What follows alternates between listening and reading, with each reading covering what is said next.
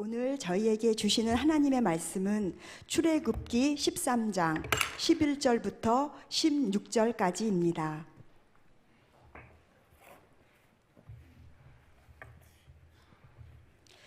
여호와께서 너와 내 조상에게 맹세하신 대로 너를 가나안 사람의 땅에 인도하시고 그 땅을 내게 주시거든. 너는 태에서 처음 난 모든 것과 내게 있는 가축의 태에서 처음 난 것을 다 구별하여 여호와께 돌리라. 수컷은 여호와의 것이니라. 나귀의 첫 새끼는 다 어린 양으로 대속할 것이요 그렇게 하지 아니하려면 그 목을 꺾을 것이며 내 아들 중 처음 난 모든 자는 대속할지니라.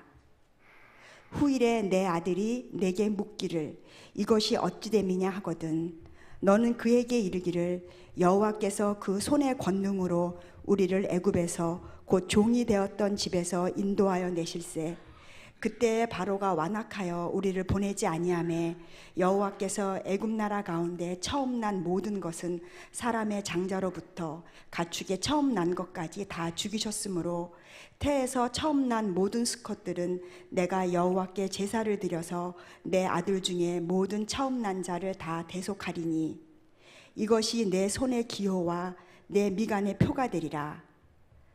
이는 여호와께서 그 손의 권능으로 우리를 애굽에서 인도하여 내셨음이니라 할지니라. 아멘. 아멘. 오늘 제 몸 상태가 평소하고 다르게 매우 피곤한 그런 상태입니다. 어제 저녁에 이제 김복순 권사님 남편이신 김종화 성도님 소천 소식 듣고 말씀 준비하고 이렇게 이런저런 생각을 하다 보니까 새벽 2시가 넘어서 2시에 겨우 이렇게 좀 잠깐 눈을 붙였는데 잠이 또 깊이 들지를 못해서 몸 상태가 지금 계속 잠을 자고 있는 것 같은 그런 상태입니다.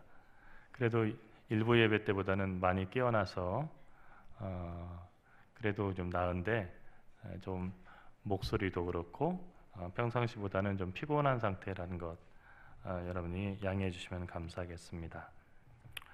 오늘 저는 첫 열매는 하나님의 것이라는 주제로 여러분과 함께 말씀을 나누고자 합니다.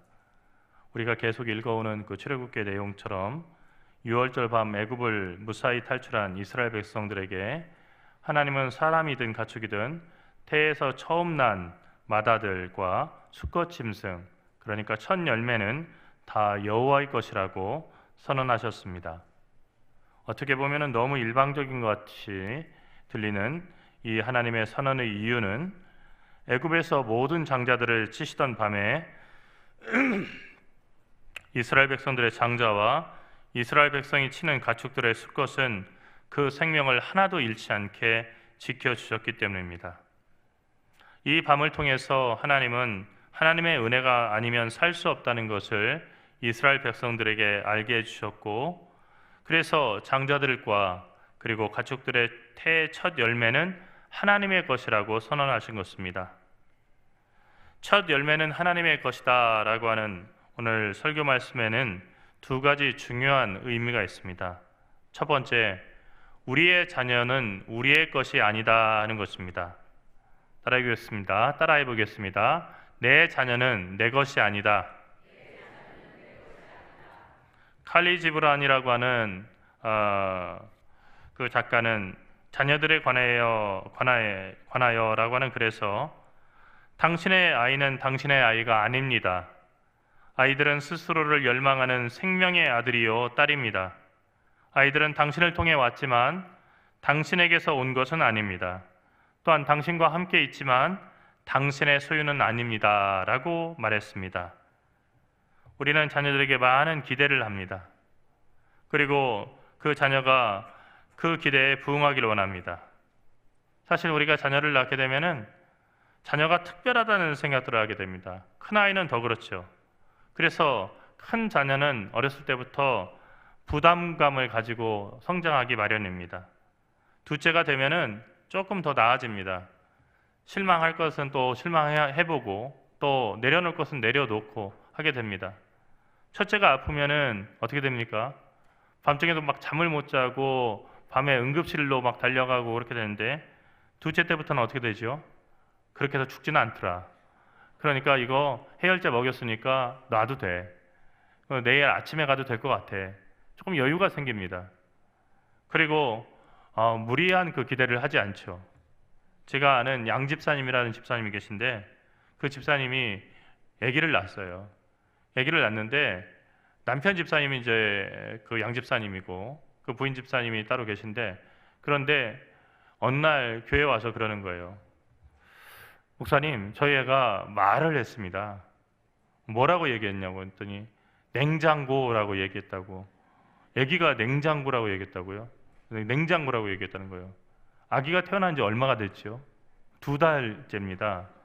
근데 2달 된 아기가 냉장고라고 얘기했다고요? 예, 제가 똑바로 들었습니다. 똑똑히 들었는데 냉장고하고 이렇게 얘기를 했습니다. 저희 애가 천재인 것 같습니다. 그래서 제가 그랬습니다. 애 키우느라고 저녁에 잠 못 자가지고 생긴 부작용입니다. 하루 날 잡아서 푹 주무시면은 다시는 그런 소리 안 들리게 될 겁니다. 여러분, 우리한테는 그런 그 기대가 있죠. 그래서 그런 기대를 이용하여서 돈 버는 사람들이 어디 있습니까? 바로 우리 교회 옆에 있는 학원들입니다. 유치원 때부터 의대반을 만들어서 열심히 공부시키면 의사를 만들 수 있다고 말도 안 되는 그런 얘기를 해가지고 여러 가지 그 프로그램들을 해서 수백 수천을 들여서 수업료를 댄다고 하더라도 그렇게 돼서라도 만들고 싶다고 하는 우리들의 그 욕심들을 갖다 자극하는 거죠. 그런데 자녀를 향한 우리 기대 속에는 우리의 욕심이 들어있다는 것을 우리는 알아야 합니다. 하나님께 그 기대를 이루어달라고 기도하지만 먼저 물어야 할 그 자녀를 향한 하나님의 뜻이 무엇인지에 대해서는 우리가 좀처럼 알려고 하지 않습니다. 우리가 설계도를 다 그려놓습니다. 그리고 우리 자녀가 이렇게 되기를 바랍니다. 하나님은 램프의 요정처럼 우리가 원할 때 나와서 우리의 소원 들어주고 우리가 기도하는 대로 자녀가 공부 잘하고 그리고 명문대 가고 그리고 나중에 이런 직업을 갖게 되기를 우리가 바라니까 하나님은 그대로 해주기를 바라는 겁니다. 그대로 되지 않으면은 하나님이 살아계시지 않는다고, 그리고 하나님께서 기도를 들어주지 않는다고, 하나님께 실망해서 더 이상은 신앙생활 할 맛이 나지 않는다고 그런 이야기를 그렇게 얘기합니다. 하지만 그 과정 속에서 단 한 번이라도 하나님, 이 자녀가 어떻게 살아가야겠습니까? 하나님은 내 사랑하는 아들 아무개, 내 사랑하는 딸 아무개가 어떤 삶을 살기를 원하십니까? 라고 진지하게 한번 하나님께 물어본 적이 있냐는 것입니다. 혼자 계획 세워놓고 혼자 뜻을 세우고 그리고 하나님께서 내 뜻대로 하지 않는다고, 하나님 믿어서 아무 소용이 없다고, 나는 실망했고 실족해서 더 이상 신앙생활 못하겠다고 하는데, 여러분, 이런 일방적인 반응이 어디 있겠습니까? 그런데 하나님은 특별히 대한민국에서 그런 부모들을 너무나 많이 보시고 그리고 그런 항의를 너무 많이 받으실 것 같습니다. 더 나아가서 우리는 우리 자신의 욕심을 하나님의 뜻으로 둔갑시킵니다. 이것은 대단히 지혜롭지 못하고 어리석은 일입니다. 칼리지 브란의 말대로 우리 자녀는 우리하고 닮았고 우리가 이름을 지었을지 모르겠지만 우리의 자녀가 아니기 때문입니다. 내 배 아파 낳지만 자녀는 나의 소유가 아니란 얘기입니다. 그 자녀를 세상에 보내신 것은 하나님이시고 이 세상에 살다가 그 생명을 거두실 것도 하나님이십니다. 그렇다면 마땅히 그 자녀는 하나님의 뜻을 따라서 살아야 할 것입니다. 하나님은 우리에게 잠시 그 자녀를 돌보도록 맡기신 것이지 우리의 소유로 영원히 주신 것은 아닙니다. 이러한 사실은 맏아들 뿐만 아니라 모든 자녀에게 해당되는 얘기입니다. 자녀를 키우려면 남의 자식 보듯 하라고 우리 조상들은 그렇게 얘기를 했습니다. 지혜가 들어있습니다. 이것은 심리학 쪽에서도 가장 그 최신 경향이라고 할 수 있는 가족 치료에서 20세기에 들어서서야 발견한 것입니다. 우리 조상들은 오래 예전부터 이것을 알고 자녀들에게 얘기했습니다. 자식 키우려면 남의 자식 보듯 해라. 자식에게 무관심하란 얘기가 아닙니다. 하나님께로부터 내게 잠시 동안 맡겨진 하나님의 자식이라고 여기고 키우란 뜻입니다.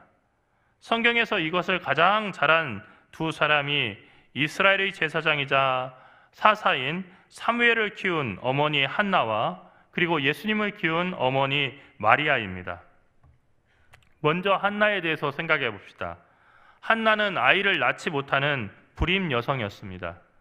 그런 한나가 엘리 제사장의 축복 기도를 받고 태문이 열려서 첫 아들 사무엘이 나왔습니다. 여러분, 얼마나 귀했겠습니까? 얼마나 소중했겠습니까? 애가 웃기만 해도, 그리고 엄마하고 말만 해도 정말로 정말 그 살살 녹는 것 같은 그런 기분을 느꼈을 겁니다. 하지만 이 사무엘이 정말로 이 한나의 배에 잉태하기 전에 한나가 하나님께 서원한 것이 있었는데 젖을 떼자마자 하나님께 바치겠다고 약속한 것입니다. 실제 젖을 떼게 됐을 때 얼마나 많은 생각이 들었겠습니까? 또 자기의 그 생각에 대해서 후회했을 수도 있을 겁니다. 하지만 한나는 전혀 주저하지 않고 아들을 데리고, 또 아들이 제사장이 되면 입을 에보드 옷이라고 하는 한벌 원피스 같은 그 작은 에보드 옷을 지어가지고 함께 들고, 그리고서 엘리 제사장을 찾아갔습니다. 아직 말도 잘 못하는 아기가 제사장으로 키워지기 위해서 하나님께 바쳐진 것입니다. 한나는 아들 사무엘이 눈에 넣어도 안 아플 정도로 사랑스러웠을 것입니다. 하지만 그렇게 귀한 아들이라도 하나님께 서원한 것을 잊지 않고 아들을 하나님께 돌려드렸습니다. 오늘 말씀처럼 태의 첫 소생을 하나님께 바친 것입니다. 바로 이런 결단의 결과로 사무엘은 이스라엘에서 가장 위대한 사사이자 가장 존경받는 제사장이 될 수가 있었고, 구약 성경에 있어서 사무엘 상하가 기록될 정도로 중요한 위치를 차지하는 사람이 됐던 것입니다. 자녀는 부모의 꿈을 이루기 위한 수단이 아니라 하나님의 뜻을 이루기 위한 하나님의 자녀입니다. 우리의 욕심이나 우리의 계획이 아닌 하나님의 뜻이 자녀 가운데서 이루어질 수 있도록 하나님의 뜻을 물어보는 것이 우리 부모들에게는 필요할 것입니다. 그러므로 우리의 장남을 필요한 모든 자녀는 우리의 것이 아닙니다. 성경에서 하나님께 위탁하신 자녀를 하나님의 뜻대로 키운 두 번째 예는 바로 예수님을 키운 마리아에게서 찾아볼 수 있습니다. 마리아는 성령으로 잉태한 아들 예수를 하나님의 뜻대로 키웠습니다. 여러분 생각해 보십시오. 처녀 마리아가 성령으로 잉태했을 때 남편이 될 예비 신랑 그 요셉에게도 제일 처음에는 오해를 받았었는데, 이렇게 어렵게 낳은 아들을 키울 때 이 아들이 얼마나 잘 자라기를 바랐겠습니까? 하지만 이 마리아는 천사의 수태고지를 통해서 이 아들이 자신의 뜻대로 커야 되는 아들이 아니라 하나님의 뜻을 이루기 위해서 커야 하는 하나님의 아들이라고 하는 사실을 분명하게 인식하고 있었습니다. 그래서 마리아는 예수님을 소유하려고 하지 않았습니다. 다만 하나님께서 예수님을 통해서 지실 고난의 십자가를 기억하고 예수님께서 그 일을 감당할 수 있게 하기 위해서 뒤에서 기도하는 일을 힘썼습니다. 예수님은 마리아가 낳았지만 마리아의 자식이 아니기 때문입니다. 그래서 마리아는 하나님께 예수님을 온전히 맡기고 하나님의 뜻대로 이 예수님을 키우기에 힘썼습니다. 여러분의 자녀가 여러분의 기대와 소망대로만 큰다고 기뻐하지 마십시오. 그때 그 순간에 하나님의 뜻을 이루는 자녀로 크고 있는지를 진지하게 고민해보고 하나님께 물어보십시오. 하나님의 자녀는 하나님께서 책임지십니다. 그러니 자녀의 앞날에 대해서 너무 크게 염려도 하지 마시고 너무 크게 기대도 하지 마십시오. 자녀는 저절로 크는 겁니다. 하나님께서 하나님의 뜻대로 이끄시면은 우리가 생각하는 것보다 훨씬 더 아름답고 그리고 영광스러운 자녀로 크는 것입니다. 그러므로 자녀가 하나님의 뜻을 이루는 자녀가 될 수 있도록 자녀를 위해서 수시로 기도하면서 기도의 덕을 쌓으시기 바랍니다. 부모에게는 자녀가 하나님께 나아가는 길을 기도로 예비해야 할 사명이 있습니다. 부모는 자녀가 믿음으로 갈 수 있도록 믿음의 길을 닦으라고 먼저 보낸 사람입니다. 그러므로 그 사명을 감당해야 될 것입니다. 이제 처음 난 마다는 하나님의 것이라고 하는 말씀에 담겨 있는 두 번째 의미를 살펴봅시다. 첫 열매는 성경에서 매우 중요한 개념으로 하나님께서 우리에게 주신 모든 것의 시작을 의미합니다. 첫 열매는 단순히 농작물의 첫 수확을 넘어서 우리의 삶과 신앙의 모든 영역에서 하나님께 드려야 할 헌신과 감사의 표현입니다. 첫 열매는 구약 성경에서부터 중요한 역할을 해왔습니다. 출애굽기 23장 19절에서 하나님께서는 너희의 토지에서 처음 익은 곡식의 첫 열매를 여호와 내 하나님께 드리라 라고 말씀하셨습니다. 우리 한국의 초대교회 교인들은요, 이 말씀을 고지곳대로 들었습니다. 철저하게 지켰죠. 그래서 어떻게 했습니까? 첫 번째 농사지어서 첫 번째로 따는 열매는 항상 목사님에게 갖다 드렸습니다. 그리고 나서 두 번째 열매부터 자기가 이렇게 먹었습니다. 호박을 키우든 고추를 키우든 감자를 키우든 첫 번째 딴 열매는 따자마자 신문지에게 포장을 해서 급하게 아이들에게 교회로 배달하게 했습니다. 저도 어렸을 때 그렇게 했습니다. 저희 텃밭에 상추가 있었습니다. 그리고 고추도 있었고 각종 나물들이 있었습니다. 제가 볼 때는 그렇게 비싼 것도 아니고 목사님이 그거 어디서 못 얻어 드실 정도로 그렇게 귀한 것도 아니었습니다. 그러나 가장 예쁜 호박이 나오면은 첫 번째 그 호박은 언제나 목사님 댁으로 가야 한다고 하는 것, 그거 저희 어머니가 아버지가 어렸을 때부터 그렇게 한 겁니다. 그리고 목사님의 축복 기도를 받게 했습니다. 제가 저희 교회를 담임하시던 정하천 목사님에게 호박 가지고 받은 그 축복 기도만 해도 몇십 편은 될 겁니다. 정말로 많은 기도를 받았습니다. 어린 마음에 그런 생각이 들었습니다. 대단한 것도 아닌데 이렇게 길게 기도해 주시다니 이거 너무 과한 기도가 아닌가 하는 생각을 했습니다. 하지만 이것이 성경적인 삶입니다.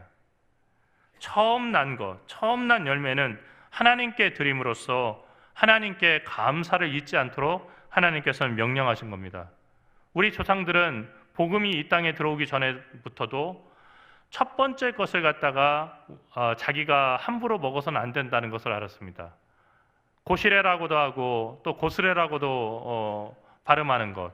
고시래 하면서 먹어야 될 첫 번째 그 밥을 갖다가 이렇게 땅에다가 흩어 뿌리고 또 마셔야 될 귀한 그런 음료들이 있을 때 그것들을 갖다가 고시래 하고서 이게 먼저 땅에다 뿌렸던 것 여러분들 기대하실 거예요. 기억하실 거예요. 하지만 이것은 하나님께 드린 것은 아니었습니다. 그런데 정말로 알지 못하는 신에게 제사를 드리고 경배를 드렸던 아테네 사람들처럼 복음이 들어오기 전에는 그것이 하나님이신지를 모르고 그렇게 자기가 소중하게 여기는 그 식량 그리고 먹어야 될 밥의 첫 번째 한 숟가락을 자기가 아닌 그런 신에게 바쳤던 것입니다. 이런 신앙이 복음이 들어오면서 그대로 이어져서 우리는 하나님께 첫 열매를 드리는 것을 당연하게 생각하고 실천하는 그런 그리스도인이 되었습니다. 그러나 시간이 지나면서 이런 것들이 약해지고 있습니다. 내가 노력해서 내가 얻었으니 다 내 것이다라는 생각을 가지고 하나님께 드릴 감사를 우리는 소홀히 하고 있는 것입니다. 하나님께서 우리에게 주신 모든 것의 시작을 그분께 돌리는 것이 첫 열매를 드리는 것입니다. 그리고 우리의 삶에서 하나님이 가장 중요한 위치를 차지하고 계시고 하나님의 은혜로 살고 있다고 하는 것을 고백하는 것이 첫 열매를 드리는 것입니다. 그렇기 때문에 첫 열매를 드리는 것은 단순한 의식이 아닙니다. 이것은 우리의 신앙을 고백하는 가장 확실한 행위이고 우리의 신앙을 바로잡는 그런 구체적인 행위가 됩니다. 우리가 첫 열매를 하나님께 드릴 때 우리는 그분이 우리 삶의 주인이라고 하는 것을 공식적으로 인정하는 것이고 그분의 공급하시는 은혜로 우리가 산다고 하는 신뢰를 하나님께 표현하는 것입니다. 로마서 11장 16절에서 사도 바울은 처음 익은 곡식가루가 거룩한 즉 떡덩이도 그러하고 라고 말씀했습니다. 첫 열매가 거룩하다는 것은 우리가 하나님께 드리는 것이 우리 삶 전체를 거룩하게 만든다는 의미입니다. 그렇다면 하나님께 첫 열매를 드리라고 하는 것은 우리 삶을 거룩하게 하라고 하는 하나님의 명령이 되는 것이죠. 그렇다면 우리는 어떻게 또 어떤 첫 열매를 하나님께 드릴 수 있을까요? 첫 번째, 우리의 시간과 재능을 하나님께 드리는 것입니다. 여러분의 시간과 재능은 다 쓰고 나서 여유가 있을 때 하나님께 드리는 게 아닙니다. 젊었을 때 내 시간과 재능을 내 마음대로 다 쓰다가 걷기도 힘든 나이가 되어서 노인이 되어서 그때가 되면 하나님께 충성하리라는 생각을 하지 마십시오. 여러분, 제가 우리 교회를 섬기면서 이제 5년 차를 맞이하면서 제가 느끼는 게 있어요. 군목일 때는 젊은 병사들만 만났어요. 병사가 안 보이면요, 근무를 서고 있거나 그래서 교회를 못 나오는 거거나 휴가를 갔거나 아니면 아픈 거였어요. 그런데 아픈 것은 대부분 의무대에 가서 치료받는데 며칠 안 지나면 다 퇴원을 했습니다. 그래서 다시 건강한 모습을 볼 수가 있었습니다. 그런데 제가 동광교회에 와서 예배를 드리면서 보니까요, 항상 하나님께 예배 드릴 수 있는 것이 아니구나 하는 것을 제가 이제 느끼게 됩니다. 건강이 항상 우리에게 있는 것이 아니에요. 하나님께서 우리에게 건강과 지혜와 그리고 능력을 주셨을 때 충성하지 못하면요, 우리는 영원히 하나님께 충성할 기회가 없을 수도 있다는 것을 알아야 돼요. 네 발로 걸어가지고 건강하게 교회에 나올 수 있는 거, 이거 당연한 일이 아니고 정말로 노령의 노안에 걸린 우리 교우들에게는 기적과 같은 일이고 꿈입니다. 여러분에게 힘 주셨을 때 그 일에 힘써야 됩니다. 그런데 젊었을 때는 내 시간 내 마음대로 다 쓰고 그리고 여러 재주들 내 뜻대로 다 쓰다가 나중에 힘이 없고 그리고 정말로 그 재주가 더 이상 빛을 발하지 않을 때 그때서 주의 일을 하려고 하니까 무리가 되는 것입니다. 매일의 삶 속에서 하나님을 우선순위에 두고 우리의 일과 관계에서 그분의 뜻을 구하는 것이 중요합니다. 시간을 드리는 것 참 중요합니다. 하루를 기도로 시작하고 기도로 끝맺는 것은 우리의 우선순위를 하나님께 두는 그 출발점이 될 수가 있습니다. 어제도 초하루 새벽 기도회를 드렸었죠. 매월 초하루에 모여서 기도하는 거, 이거 무속적인 게 아닙니다. 구약 성경에서 이스라엘 백성들, 출애굽한 백성들에게 하나님이 명령하신 77절과 더불어서 반드시 지켜야 될 그런 절기로 초하루를 갖다가 하나님께 드리는 것 명령하셨던 것입니다. 매월 초하루에 그달의 첫 말을 기도로 시작하고 그달의 첫 물질 사용을 헌금으로 시작하며 그달의 첫 시간을 예배하는 것으로 시작하는 것은 우리 삶의 우선순위가 어디에 있는지를 우리로 다시 기억하게 해주고 그리고 확실히 눈으로 볼 수 있게 하는 분명한 예가 됩니다. 여러분에게 주어진 시간과 재능은 여러분의 것이 아닙니다. 그러므로 여러분의 재능과 시간을 여러분의 뜻대로 사용하지 마시고 하나님의 뜻대로 사용하시기 바랍니다.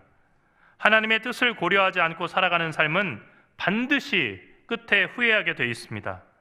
여러분에게 주신 시간과 재능을 통해서 하나님께 영광을 돌리지 않는다고 한다면 그 삶은 하나님께 반역하는 삶입니다. 시간과 재능을 들여서 첫 열매를 주님께 드리는 여러분 모두가 되시기를 간절히 바랍니다. 둘째로 여러분의 재정적인 부분에서도 첫 열매를 드려야 합니다. 하나님께서 주신 모든 것 중에서 처음으로 드리는 헌금은 우리의 감사와 신뢰의 표현입니다. 물질의 첫 번째 것을 구별해서 11조로 드리는 것입니다. 11조 헌금을 드리는 행위는 하나님께서 모든 것의 주인이 되심을 인정하는 가장 분명한 표현입니다. 11조는 소득의 10분의 1을 구별하여 하나님께 드리는 것입니다. 제가 매주 봉헌 기도 시간에 그렇게 기도합니다만 11조를 드리는 것은 세상의 기준으로 볼 때 불리한 삶을 살아가는 것입니다. 로또 복권에 당첨되는 것처럼 내가 이만큼 줬으니까 나한테 이만큼 생기겠지 하는 기대를 가지고 드리는 것이 아니고 불편하고 적더라도 궁핍하더라도 주님을 위해서 궁핍함과 불편함을 감수하겠습니다 하고 드리는 겁니다.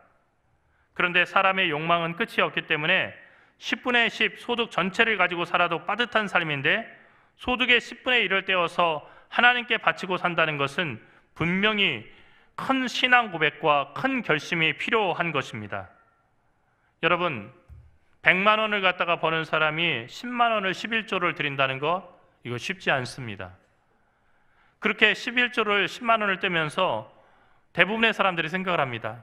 내가 조금만 더 수익이 있으면 그러면 11조 드리는 거 어렵지 않을 텐데 100만 원을 받으니까 10만 원 떼는 거 정말 힘들구나 하는 생각을 합니다. 여러분, 이런 사람이 1000만 원을 벌어서 100만 원 떼는 거 쉽겠습니까? 그렇지 않아요.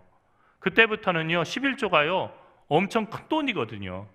이거 바치지 않고 내가 내 미래를 위해서 투자하고 내 가정을 위해서 가구를 바꾸는데, 그리고 정말 그 장판을 바꾸는데 집을 도배하는 데 쓴다면 집이 훨씬 더 깨끗해질 텐데, 이걸 가지고 내 자녀를 위해서 투자한다면 내 자녀가 공부를 더 잘하게 되는 쪽집게 강사에게 강의를 받을 수 있을 텐데, 이렇게 생각이 가지를 치기 시작하면요 11조는 드릴 수가 없어요.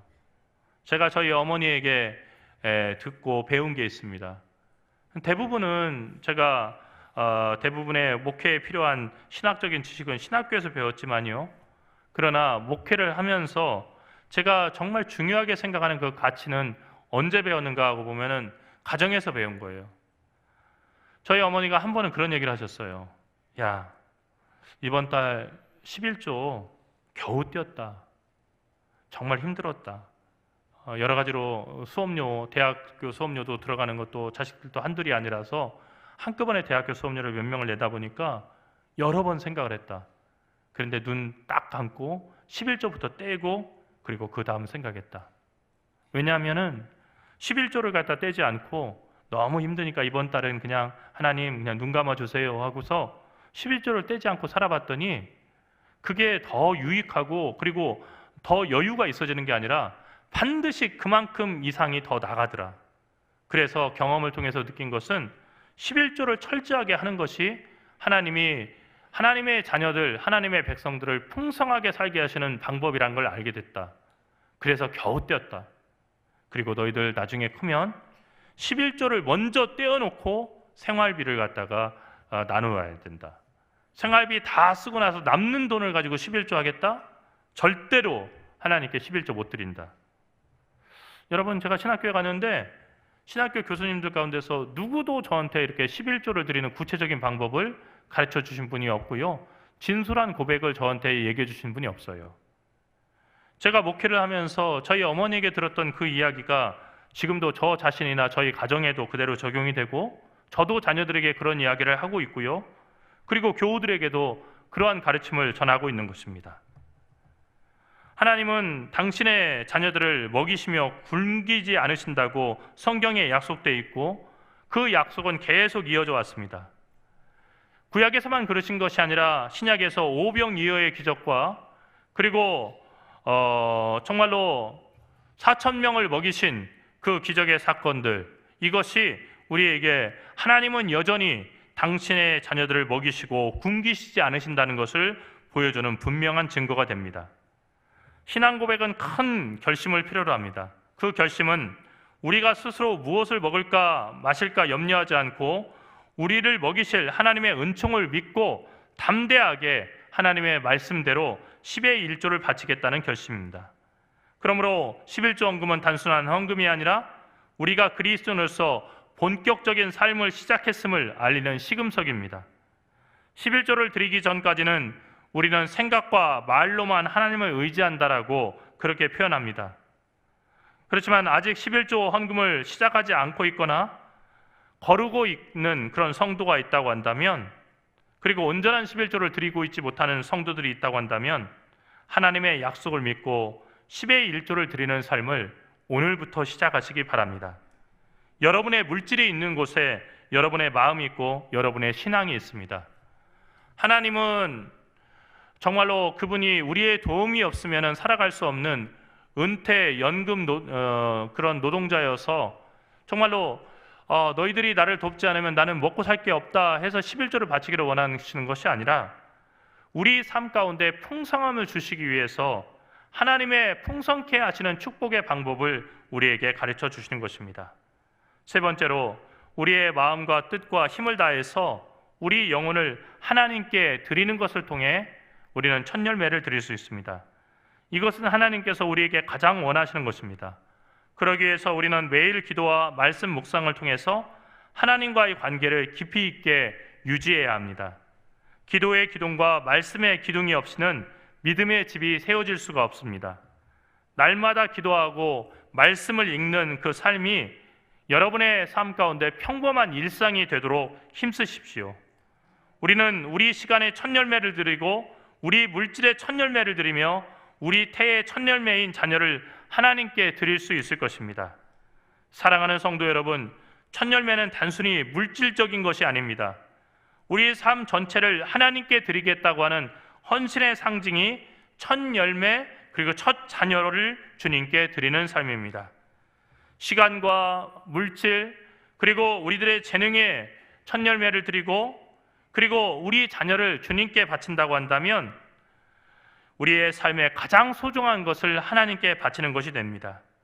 우리에게 가장 소중한 것을 하나님께 드릴 때 하나님은 우리의 삶을 축복하시고 우리의 모든 것을 거룩하게 하실 것입니다. 오늘 이 말씀을 마음에 새기고 오늘부터 첫 열매를 하나님께 드리는 삶을 철저하게 지켜가시고 하나님께서 여러분에게 어떻게 복을 내려주시는지를 확인해 보시기 바랍니다. 기도하겠습니다. 하나님, 오늘 우리에게 첫 열매의 의미를 다시 한번 깨닫게 하심을 감사드립니다.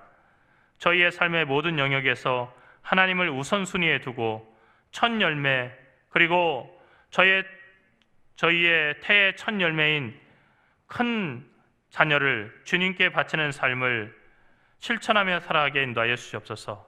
아니 저희의 모든 자녀를 주님께 바쳐진 사무엘로 그리고 예수님으로 키워나가는 저희 모두가 되게 인도하여 주시옵소서. 사랑하신 예수 그리스도의 이름으로 기도드리옵나이다. 아멘.